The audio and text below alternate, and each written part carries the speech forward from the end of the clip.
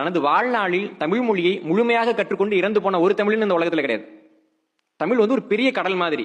ஆனா நம்ம அந்த மொழி எப்படி கடந்து போறோம்னா, என் தாய்மொழி தானே, தமிழ் தானே, இதெல்லாம் யாரு படிச்சுக்கிட்டு, எனக்கு தான் தெரியும்ல, நான் எழுதிடுவேன்னு கடந்து போறோம். இந்த மொழி படித்தால் என்ன கிடைக்கும் என்று கேட்கிறார்கள். நான் சொல்கிறேன், மொழி படித்தால் நாம் மனிதர்களாக வாழ முடியும். மொழியில ஒரு இன்பம் இருக்குல்ல. ஒரு உதாரணம் சொல்றேன். ஒரு குழந்தை இருக்கு. இந்த குழந்தைக்கு நீங்க மாத்திரை கொடுக்குறீங்கல்ல, அப்ப அந்த மாத்திரை வாயை பிடிச்சி அணைச்சி கொடுப்பீங்க. ரெண்டாவது தடவை மாத்திரை கொடுக்குறப்போ அம்மா கொடுங்க, அந்த குழந்தை வாங்கி வாயில போடுமா? போடாது. இதே அந்த குழந்தைக்கு ஒரு பழத்தை கொடுக்க போங்களேன், முதல் தடவை இந்த பழம் வேணாம் அப்படின்னு தள்ளும். சரியா? நீங்க வற்புறுத்தி ஒரே ஒரு கடிக்கிற மாதிரி அந்த பழத்தை கொடுத்துட்டீங்கன்னா, ரெண்டாவது தடவை அந்த குழந்தை அந்த பழத்தை வேணாம்னு சொல்லுமா? கொடுங்க, உடனே கொடு, குதிச்சு சாப்பிடும்ல. மொழியினுடைய அந்த ருசியை நாம் அடுத்த தலைமுறைக்கு காமிச்சிட்டோம்னா, நீங்க ஒவ்வொரு தடையும் ஊட்டி விடணுங்கிற அவசியம் கிடையாது.